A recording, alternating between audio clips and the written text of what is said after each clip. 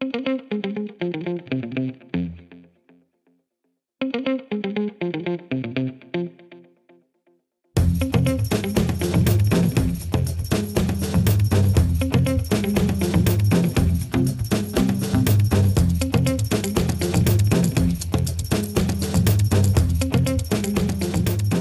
and welcome back to the Video Essay Podcast. I'm your host, Will DeGravio.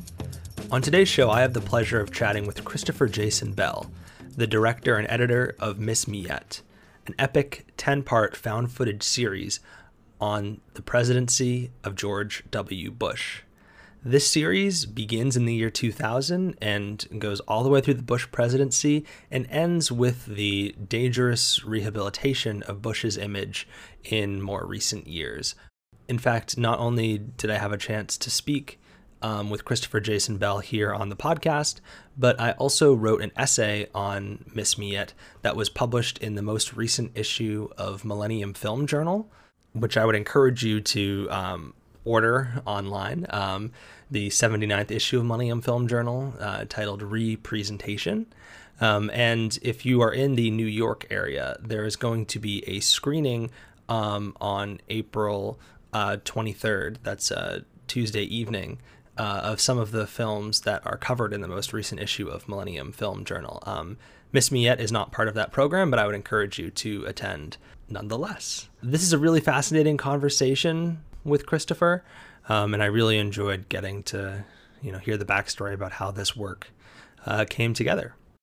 As always, you can find more about the Video Essay Podcast at thevideoessay.com. Subscribe to our free newsletter, Notes on Videographic Criticism, and find us on social media channels, Twitter, Facebook, YouTube. We're there. And now, without further ado, here's my conversation on Miss Me Yet, on the years of George W. Bush, with Christopher Jason Bell.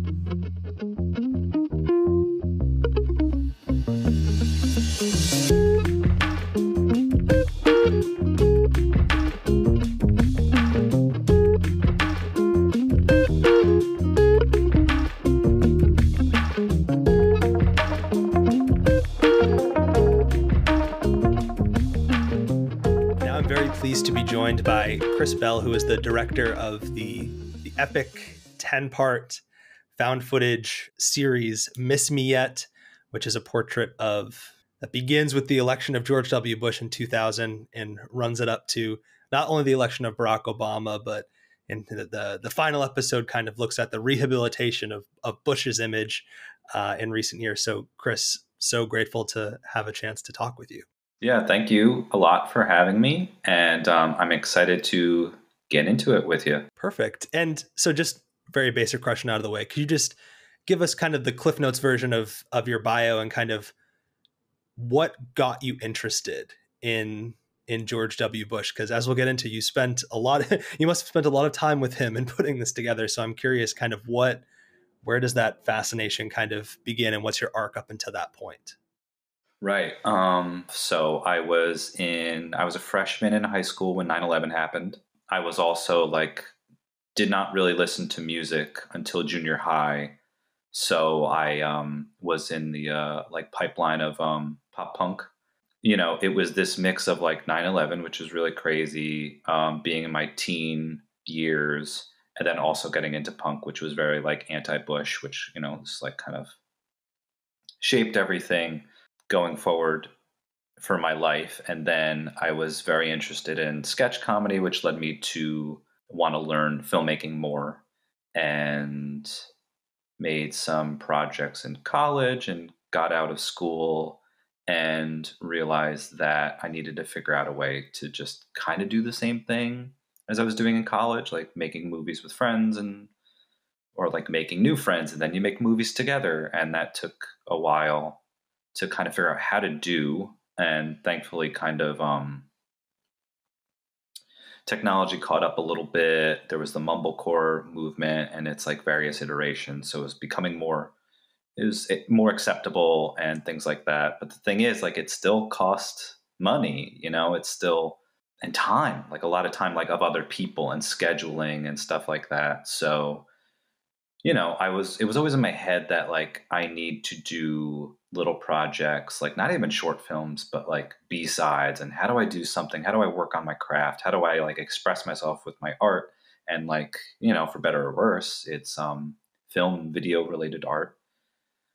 And, I one of my day jobs is archives. So I guess that's kind of in my head. I'm always watching older stuff. And then around 2014, you get this kind of process of George W. Bush rehab, where it's like we all thought he was bad.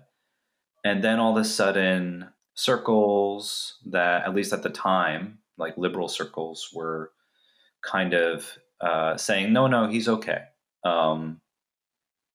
And that never stopped. And it just went on from like, I don't think it started necessarily in 2014. That's when I noticed it, and it kept happening. And I was like, man, it'd be like, think of everything as a story. It was like, it would be interesting to see like a movie where you go through the Bush years, you go through his like presidency, like Iraq, like Afghanistan, 9/11, protests, like tax cuts, him being an idiot, like goofy, death, destruction, surveillance state, all this stuff. And then like the end of the movie, he's on Ellen.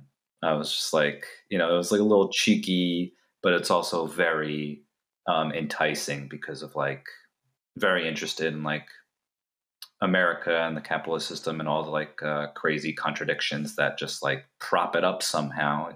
And it's like, oh, that seems to do a lot of stuff, and I just couldn't get it out of my head.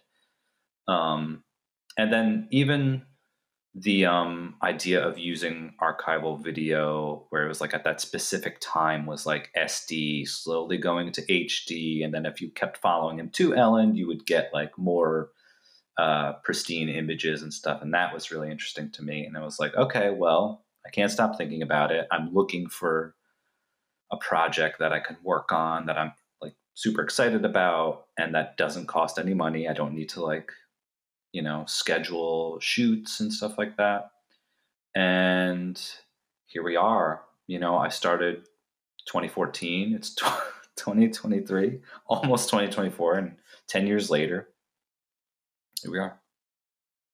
Obviously, I knew that the rehabilitation of Bush started like pre-Trump, but to know that you were working on this film for that long is so fascinating, because I feel that what you've described as kind of this this rewriting of the Bush history and this nostalgia, right? The missing of Bush, which obviously refers to a meme from the Obama years, but in the Trump years, we've heard these like liberals say like, I even miss George W. Bush compared to Trump, in the way that like, the kind of odd nostalgia for it is just shocking. So I'm surprised to hear you say that it began in 2014.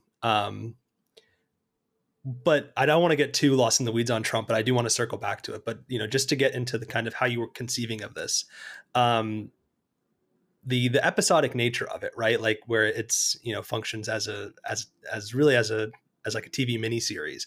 When did that come into the picture? And did you always, think like, I want to go by this year by year linear structure? Like, how did you kind of begin feeling your way into the project from kind of a scope perspective?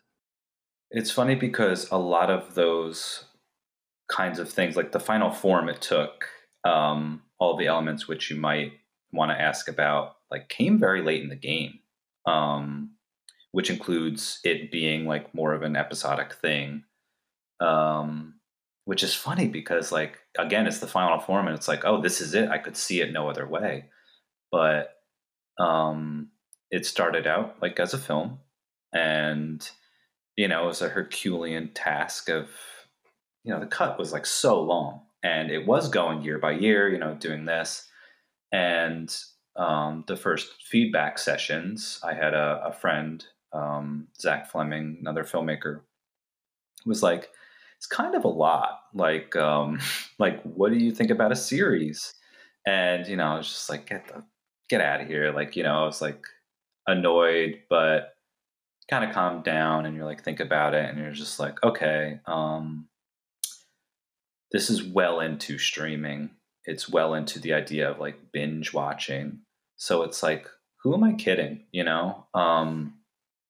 you want to treat it as a movie because that's how it was set. Like I want people to sit there and experience that, all of these crazy things, and then everyone just being like, "Oh, he's so goofy, and we're gonna have him on TV now, and he paints pictures." So I really wanted that arc, and I wanted you to feel that arc. But then it's just like, I guess for a minute, I was like, "Oh, if it's serious, you lose all of that." But then you don't, because most people, like, this is how they consume media now anyway. So it became like a sweet spot where it was just like, okay, people can take this slow if they want. And I've talked to some people where they, have to take it slow. But then some people binge it. And then when we screen it, we're usually screaming it in like, we can't screen the whole thing in one sitting. I mean, we can, but we haven't. So I've sat there, and it is a very interesting feeling, to watch all of them together. And I don't know. I do appreciate that it's like kind of user friendly like that in a way. But yeah, that came late, and now it's just like, of course, like why wouldn't it behave like that? Because there's plenty of footage to use, so it doesn't even like I barely ended up adding things to make it like 20 to 30 minutes. I did, but I don't think they feel like bloated, like, like a Netflix show that should be, it's 10 episodes, but it's like, guys, this is a six. This is a sixer. I had plenty to work with. And even, it's like, do I make another episode? Like, I always wonder stuff like that.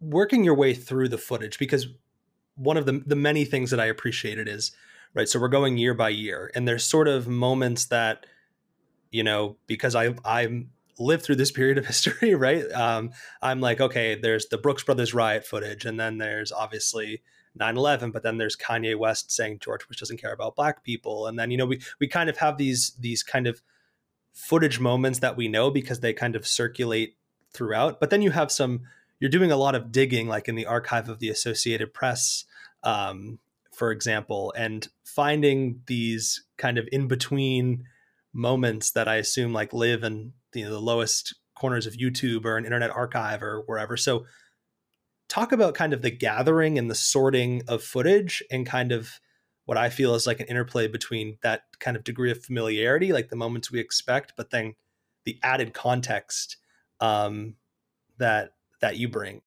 So yeah, a big chunk of that time from 2014 till whenever was like watching this stuff in my spare time. Which felt more productive than just like, oh, let me put something on in the background that I'm barely gonna like, anyway. So I might as well do work, I guess. The Protestant work ethic.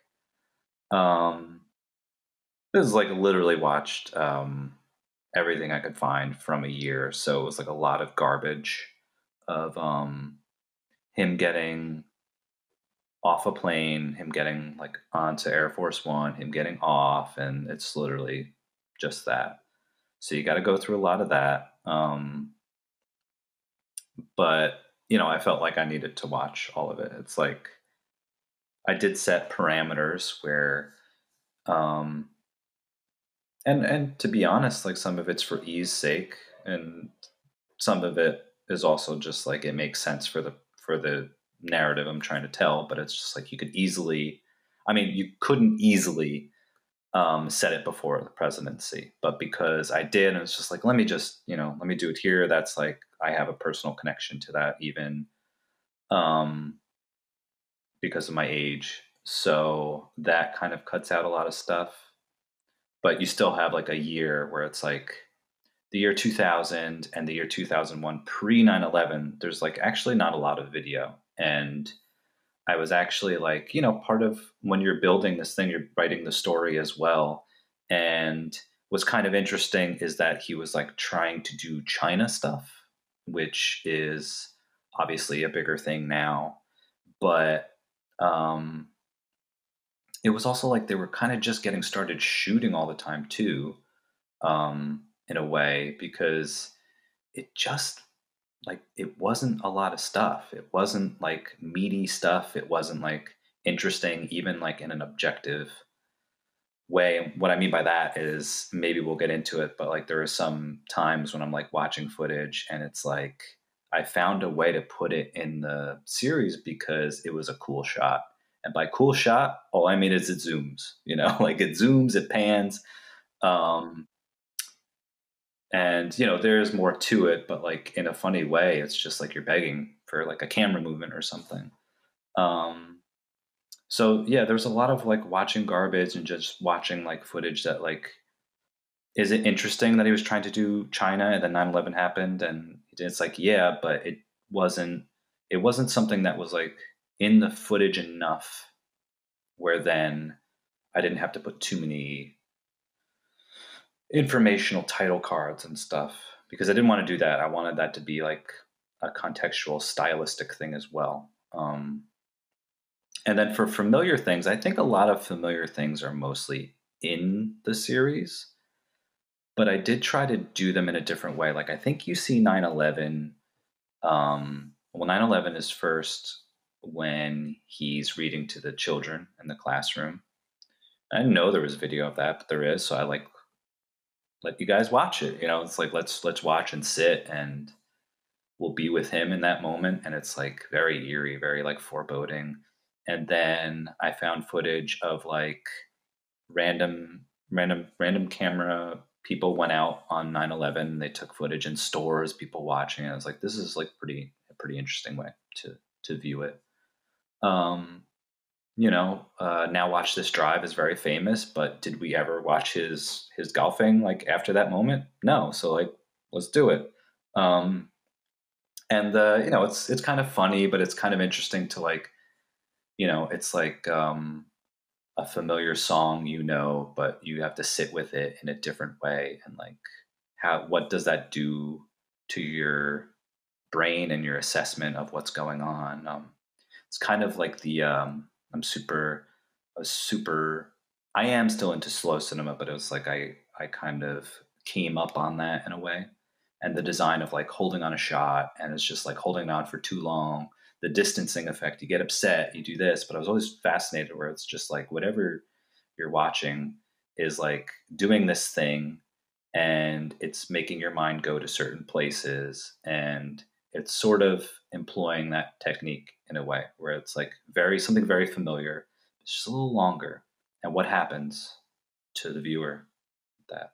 And it's interesting because it's something very, very familiar, because it's like, if you're American, it's like everyone knows Bush, everyone knows these moments of Bush. So it's like, what happens when it's just like there's a little tweak and you have to sit with it longer?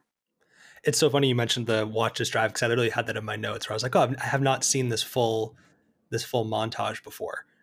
I want to talk. I was very fascinated by, or you keep the Associated Press logo in kind of a lot of the montages that you use. And correct me if I'm wrong, because I have a limited, I have some experience in like kind of looking at these newsreels that the AP used to put together. They're not even really newsreels. They're almost like just this like string of like various clips from events, particularly like in like the 80s and 90s and 2000s. And as you say, they can be like very boring, and I'm sometimes curious what they were exactly for. I mean, I imagine maybe they sometimes made their way into like cable news segments as B-roll, or were just kind of very rough documents. And I think knowing that context, it was very interesting to see kind of how you animated that. And I felt that in watching the film, it was kind of just about, in watching it in contrast to like today, where how presidents are filmed and how this footage goes viral and how it feels so polished. Biden, everywhere, or Trump, right, every single thing he did was documented. And then even Obama is kind of in a transition period as well. And so it felt very much like a commentary on that. I mean, I actually thought there was going to be a ton of stuff. And I thought I was going to have a lot of like Bush by himself looking around. Like I thought I was going to have the opportunity to have more slow moments of him not talking or whatever. I don't know why, because it was a lot of him talking. or a lot of like moments where he's not talking, where again it's him getting off a plane, and it's just like I can't. There's no interesting way for me to use this, you know. So I was kind of surprised that for whatever reason, like they didn't have him just like sitting around and doing nothing or something like that.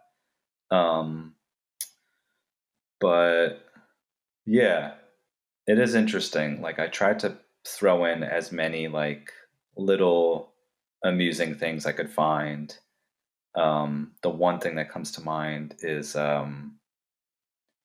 very briefly, it's almost just like they were letting the camera run a little bit because it's not fully on Bush, and it's like you see the whole press corps there.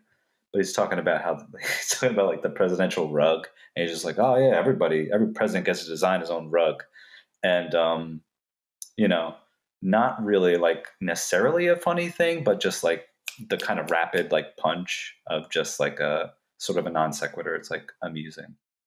Again, yeah, I'm just kind of curious what's out there for the archive generally, because I felt that one of the things you mentioned earlier was like how we get to see this kind of the development of video quality kind of throughout the piece. And it was just interesting for me.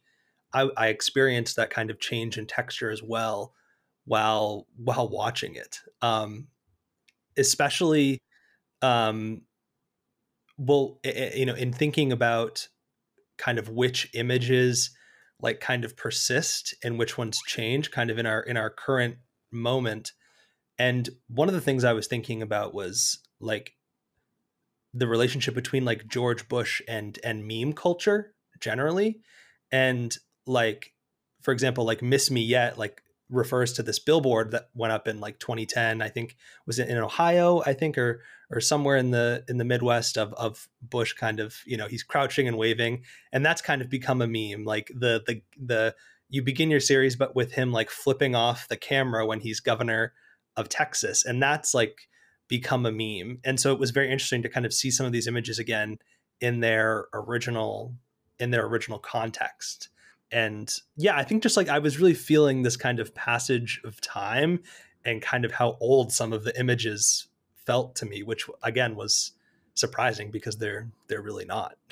Yeah, part of that was exciting too, to just like not even just like use the that kind of like it has its own narrative arc, like digital goes like SD goes HD kind of thing. Um, because you really are just spending so much time with the SD, because like that's most of the presidency, but just like accepting that as like the like the language, or like just the way you're seeing it like now on a on a screen with much better like resolution, and then like what does this do to the material, and then also by like having to kind of use like not the best version of this footage, like I'm taking like commercials, and it's like whatever was on YouTube, and it's like a very terrible um VHS rip. So it's like it's literally like breaking apart and fixing itself together as you're watching it, and it's just like embracing that feeling while you're watching a movie, or a series rather, about you know an American president. It's stuff like this where it's just like it's inherent in the material you're using, and you don't hide it, you embrace it, and it becomes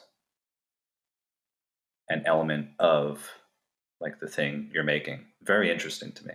Um, and to go back, I do want to say, looking through footage, I was absolutely like, I I want to include Iraq. I want to include Afghanistan. I don't want it to be like solely stuff in America. And I was surprised how much they did manage to shoot over there. Not even just like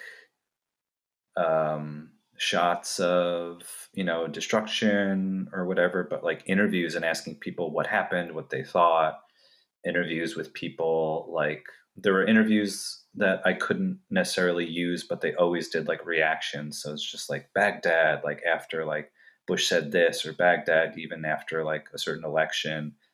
And I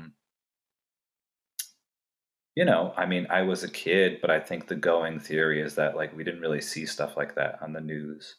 And I don't necessarily know if that's true or not, but like I kind of think it is. But it's interesting they shot it, they did it, and they say interesting things. I mean, the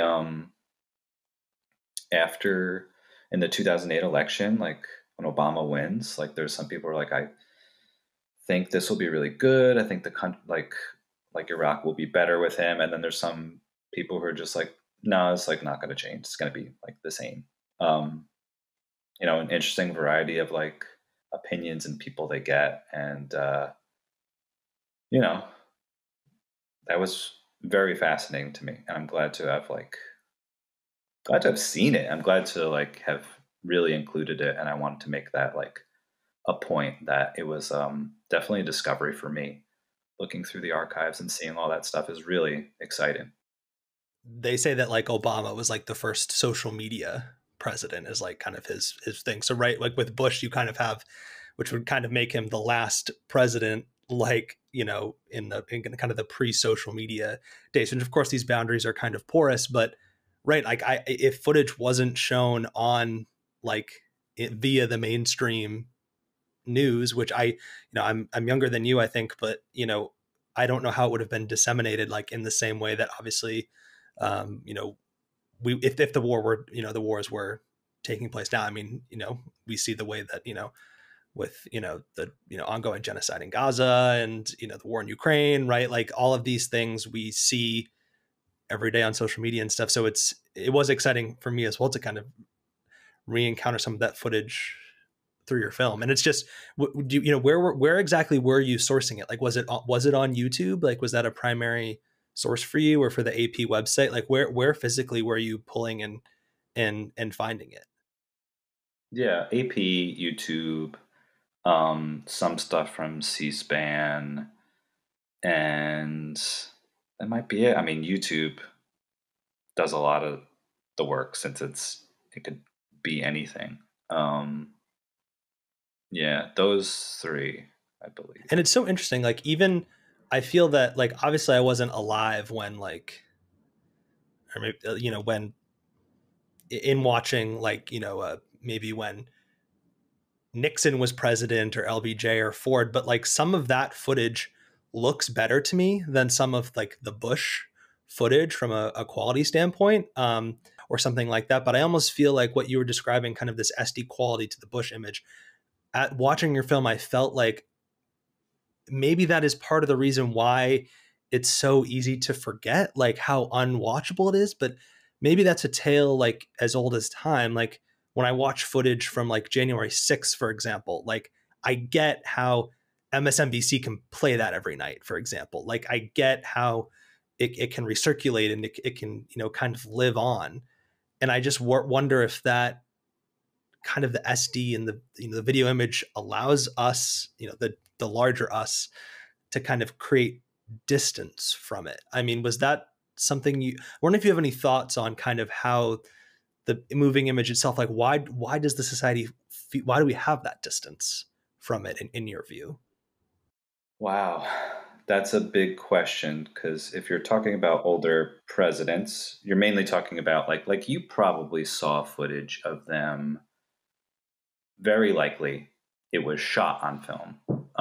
So there's like we all love film. It's even like not too much artificial like cinema lighting, so it's kind of like almost a little gritty, like our favorite uh, 70s American movies. But there was a way that they um, shot film of like a video projection back in the day, which looks awful, of some news broadcasts, and therefore some like presidential speakings and stuff like that.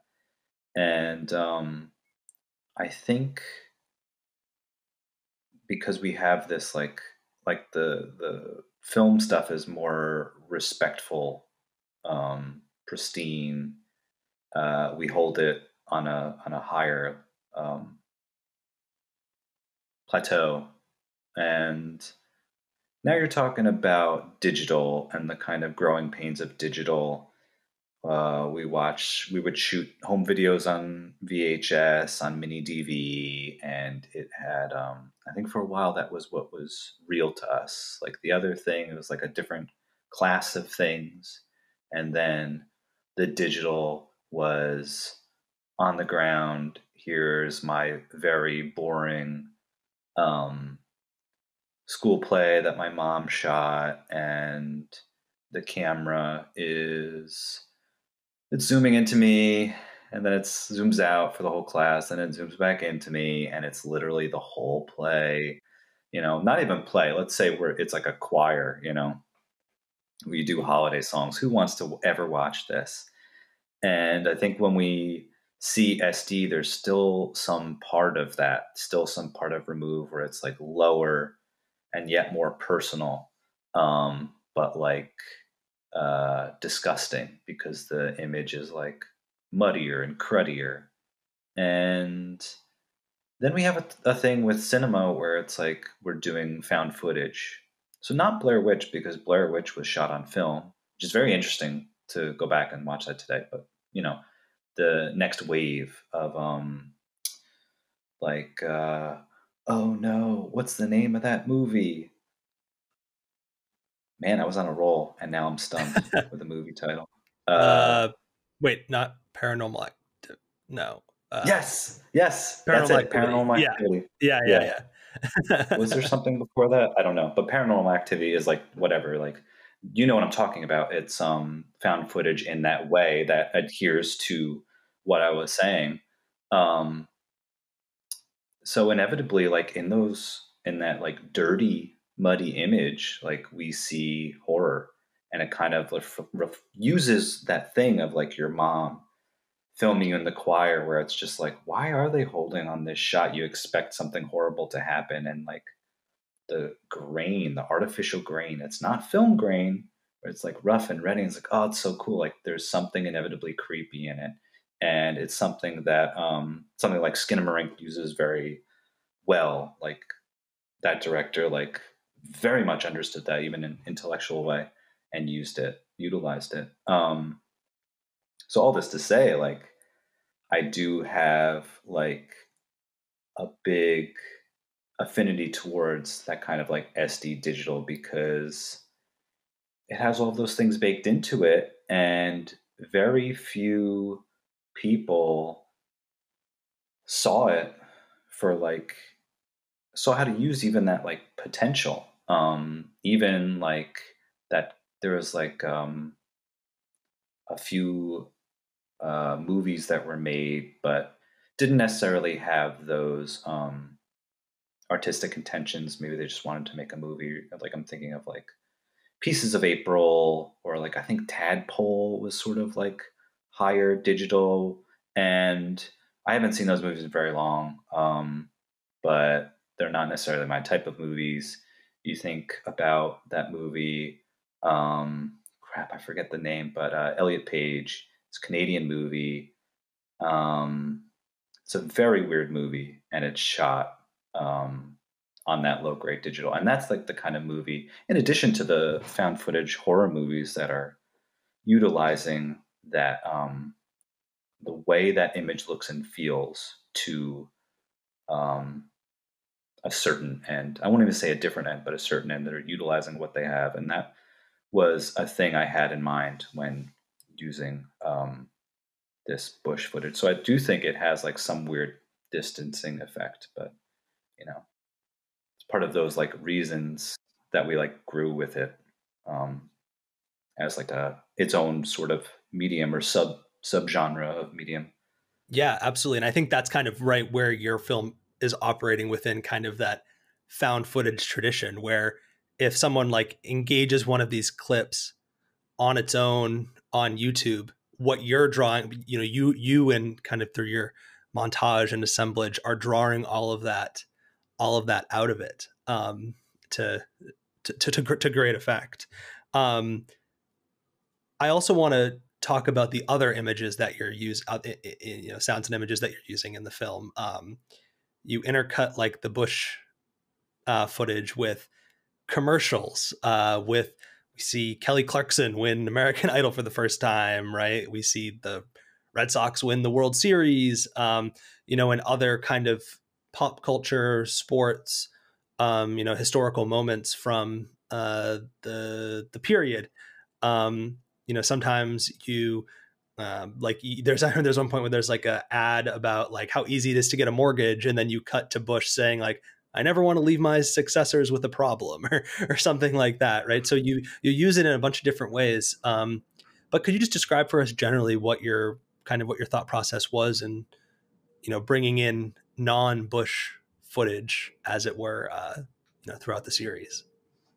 It's an exciting idea because it's like the game Genie to get people interested, because that's just fun. Um, but I would never, I would never do it just solely for that, because why is it fun? Aside from it being like, this is how they like advertised. It's fun because, even if you didn't experience it, it's the nostalgia thing. So how to then use the nostalgia that you're getting within this piece, and I think that kind of works with the whole idea of spending time here and kind of recontextualizing um, what happened, um, what was going on uh, in the highest chamber of power. Um, and again, storytelling wise, it helps with the context of what it felt like to be within each year. So it's like, what were sitcoms doing? What was TV in general doing? What were the funny things? Yeah, what was happening in sports? What was happening in broader pop culture? Um, you get to then deal with how the media apparatus speaks to the country, and then has a dialogue with both the country and the political wing of, not even like super directly, but there's these things happening where it's like Bush was very religious conservative, and used that to his advantage. And in turn, on the opposite end, you get Friends was like a pretty sexual sitcom. The sitcoms were like fairly sexual at that point, but commercials. There's a commercial in the show, I think in 2008. I don't even know. I think it's a commercial for a phone, camera on the phone, where a guy's at dinner with, you presume, his girlfriend, and he's like two women pass by, and he's like checking out their ass with his phone, and it's like, that was a commercial. It's really crazy. And then, my wife and I joke about like the soap commercial where a woman's in the shower and you don't see anything, but she's using this kind of soap and she's like moaning in ecstasy. It's just like, this is crazy. Like, they're selling soap, and they're like using sex or like using innuendo to sell this, like in the time when it was he was like putting out like socially conservative um, airs through religion. So, what are these things that feed each other, and why? Like, I found many ways to do that, and then obviously like the um, the financial crisis, is coming, and it's interesting to look back and see like the way that um, they were represented in commercials, like by banks, um, which is obvious. There's a way to be obvious with these like pop culture moments, and I definitely did it, and I think that's fine because there are things that I'm like, man, nobody's going to get this, or nobody's like, there are things I'm trying to reference that don't come like for a few more episodes, and then uh, there's so much material that it's like they would never get that. So it's just like you kind of, I allowed sometimes to take the easy route, but and then sometimes, like you said, there's stuff where it's like Bush is like, oh, I didn't want to, you know, leave problems to future presidents. Just like, well, he really said that. What are you going to do? Like the very opening when he's like talking, when he's doing a debate with Al Gore, he's like, I don't think we should do nation building. Like, I don't, it's like he said, like, I don't know what you want me to say. Like, that's it. Like, he said it. That's interesting. Like, it's like, is it easy? Whatever.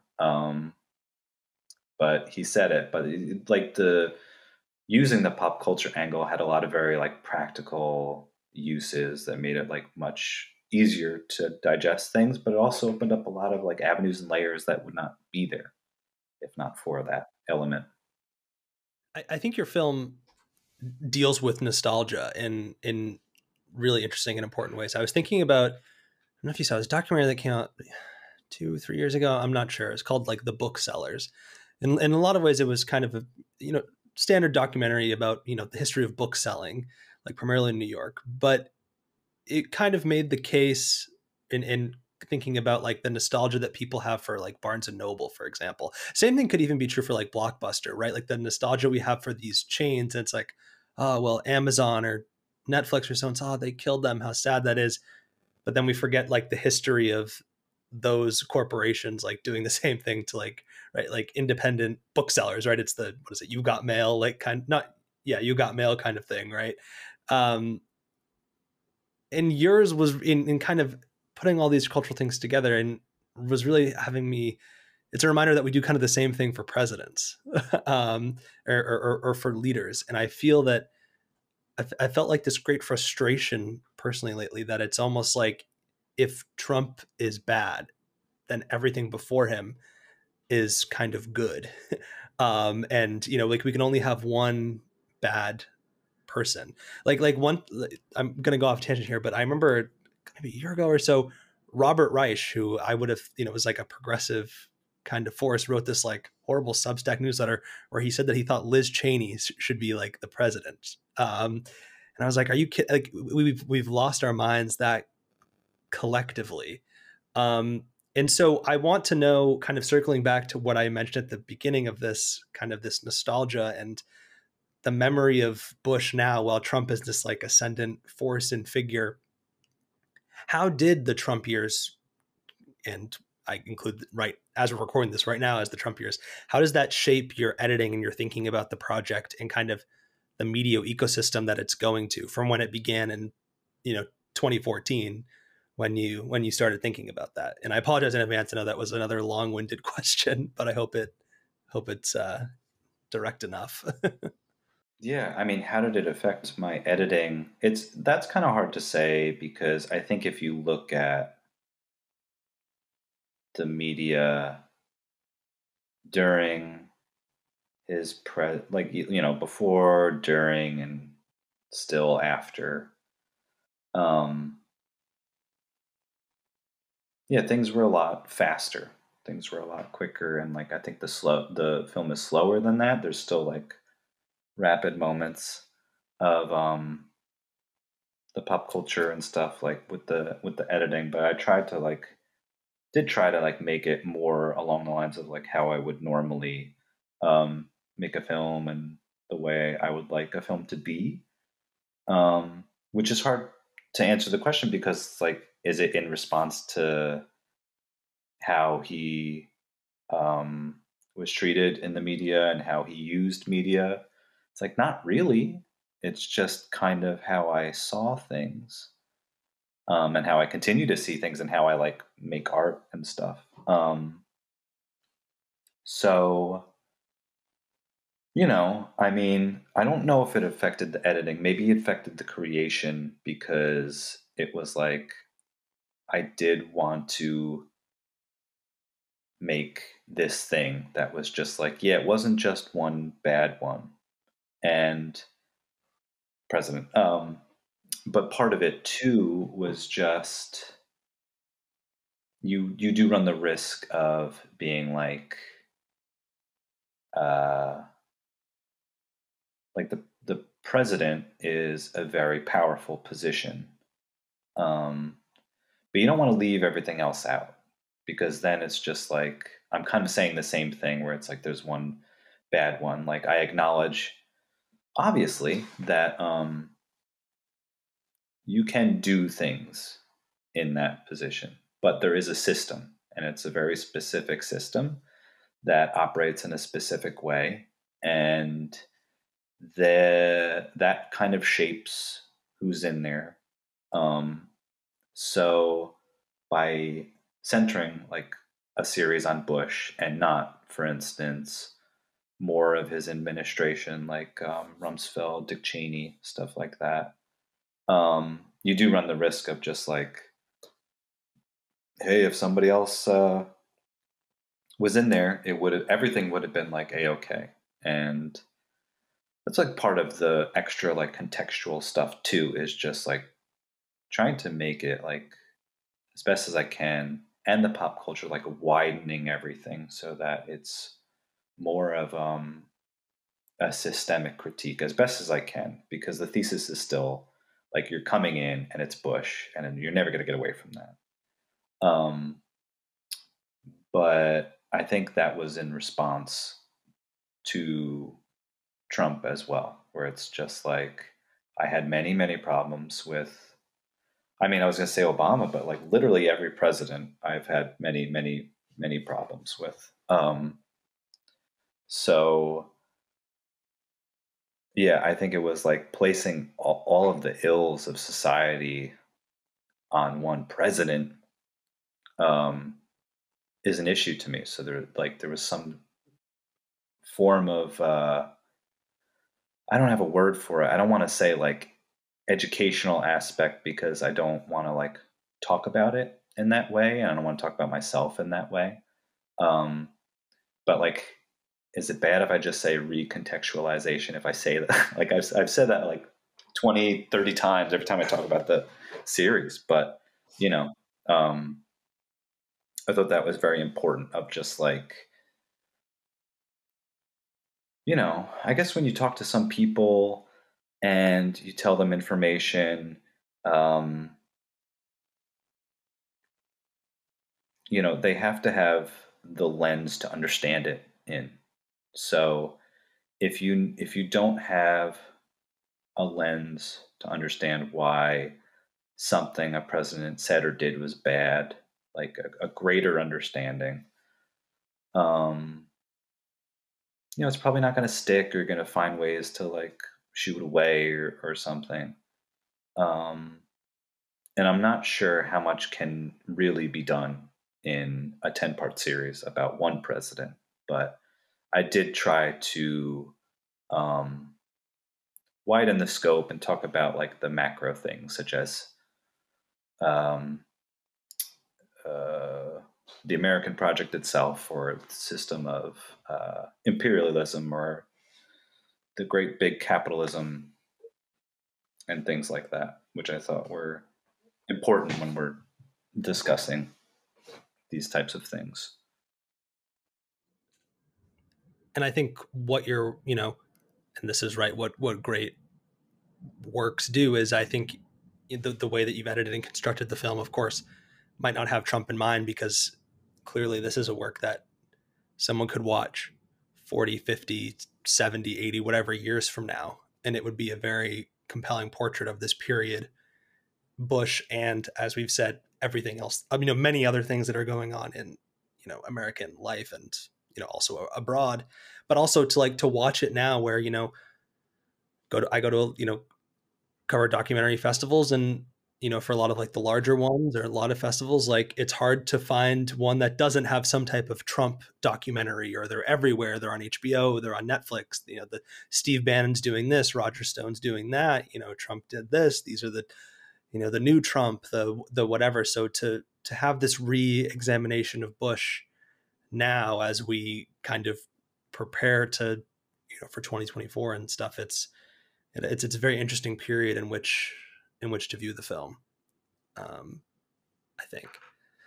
Um, in that context, I wanted to ask about the kind of your distribution of the film. It's available to stream, I believe, still for free, via Means TV. And I was wondering, for folks like listening, could you just provide what is Means TV, and how did I think it's billed as a Means TV production. So, what was like that process like, and what has the kind of it been like to source it there and find an audience via that platform?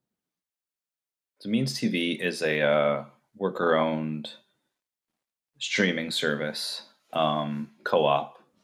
So that means that generally, if your work is distributed there, you are a co-op member, and you get to reap the profits that the service generates, and you also get to have a say in what gets produced, where the money goes. You can decide what the co-op does. For instance, we're in early talks to have some sort of grant for projects that are like, not necessarily, I think, coming in pre-production, but like more of like a post-production thing. And I've been with them since the beginning, which was like 2020. They distribute the first feature film I made, Winds That Scatter, and that's been really great. It's been a loving relationship, very supportive, and obviously, since they came about or they debuted in 2020, I was well along before I even knew them with this project, Miss Me Yet. But it's just one of those things where it's like, oh my God, like, because I didn't know what I was going to do with it. Because of the nature of like using all of this footage, that I was like, I can't pay for all this. And I didn't care. It's just like, I just need to do it. I need to get it out of here. My head. I need to get it out, put it out there. And there would be times for screenings and stuff, but I didn't really know where it would live. And you throw it up on YouTube and you don't get like support of a platform. So it was like very nice that they were able to do it and come on and talk about like who we were going to reach out to, who we were going to send it to, how we were going to talk about it, that kind of thing. Promotional aspects, which has been fun. Just like a constant dialogue of them, or it's just like how to use the platform and the reach in the best way. We have very little resources to play with compared to most films and TV shows and that kind of thing, but they're very strong supporters, so that's been good. And it was also like an enticing way. Like it's not something we wanted to charge for, but it's something that like we wanted to put on the service to. I mean, it will be available for free indefinitely, but it's something we like to have on there where it's like, this is the kind of things they do. This is like who we are, and if you like what you see, like give us like a little bit of money, and you get like more content, films. Different. We have a news show. We have different documentaries. We have different comedy web series. That's all behind the paywall, and it kind of like entices you to come to the website, check it out, and if you like what you see, you can see more. I wasn't familiar with Means to Be before seeing your film, so I'm definitely excited to kind of check out what else is going on there. It worked. It worked. It definitely worked. Well, I feel like we've barely scratched the surface here, but one final question. You mentioned kind of wanting to get this film out into the world, and so now that it has been for a while, and what was the process like for you? Like having finished it, was it catharsis? Like was it more like anger, frustration? Like you've spent more time with George W. Bush than I think a lot of us probably would want to. So kind of what has it been like for you to kind of be done with it and like living with the series? It's really interesting because I it's the easiest pitch ever for me of stuff I've done where it's like, you know, um my first feature, Winds That Scatter, was like, well, it's a narrative documentary hybrid that I worked closely with a middle-aged Syrian um, Muslim guy, and it's like kind of like Kiarostami. It's very, maybe what I'm talking about, but and it's in Arabic mostly. It's a tough sell, and I'm proud of it, and people like it, but it's not an easy pitch. Um, Miss Me Yet, people know exactly what I mean, and either they are, if regardless if they're interested or not, like they know what, if they sit down, they kind of know what they're going to get. They don't really know that otherwise. And I didn't really appreciate that till it came out, where I'm just like, hey, let me put this out there. Let me talk to this outlet to see if they'd be interested in covering. They probably won't be. It'll be hard. And just like the response is so much more understanding because it's just kind of plain as day on the surface, like what it could be. So that's been interesting. And, it's got a weird life. Normally, I kind of save a bunch of money, and write and then make a film and then submit it to festivals. And then you wait to get into one, and then you do, and then hopefully you get into a few more. And then if you don't, like at some point you figure out what you're going to do with it. Generally means it's going to go online in some form, and then you keep trying to like get people to review it and talk about it and that thing. And this, like, we did have screenings, and we're going to still have screenings, but it's also like there for people to watch. So it's like a weird hustle. Like, it's been very interesting. It's very easy to talk about. It's very easy to pitch. And like people are still, it's one of those things too, where it's like, I'm posting a lot about it. And I was like, oh my God, I'm being so annoying. But like, and I know I am, I'm annoying myself. But then you're like, someone will comment and be like, hey, I never seen this. This is cool. You're like, hey, what do you mean you never seen it? So it's been a weird learning experience where it's just like you realize what little reach you have, and you realize like, I guess I'm going to be annoying to myself and to some people. But it's been interesting. It's been happy. Like one thing that's been funny is that like everyone will comment because it's Bush. Again, it's just like, oh, I did this film. It's like inspired by the Iranian New Wave, and it's mostly in Arabic, and people are very nice. But this is Bush. You're getting more comments, and some people they'll be like, check out Miss Me Yet, and like they just must see Miss Me Yet in bold and Bush's face, and they're like, they just comment like, no, and it's like, oh my God, it's funny, but it's like, please don't do that. Like, it's like, I don't want like the trailer and people just writing like no, and it's like, oh man, but that's what it's about. It's about no. Um, so it's been funny. It's truly bizarre to have it out, and it's truly bizarre to see the response. And it's a little bit removed. Like, this is nice. Thanks so much for having me on, and I really love talking about it. Online is a little different because you are removed, as a versus like a physical screening.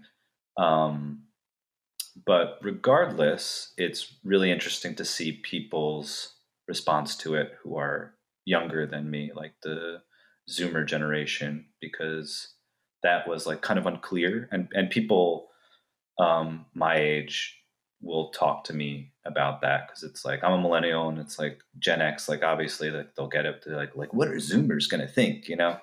And at the screenings they were there and they were into it, and it's like just very interesting to see the response. And it's like I said, it's an easy pitch, which means also it's like very easy to talk about, like very very easy to talk about. So having the conversation about it has been exciting. In short, it's been a good release. I feel good, and it has a life. It like keeps going. Like it's I'm not used to this kind of thing, but it's good.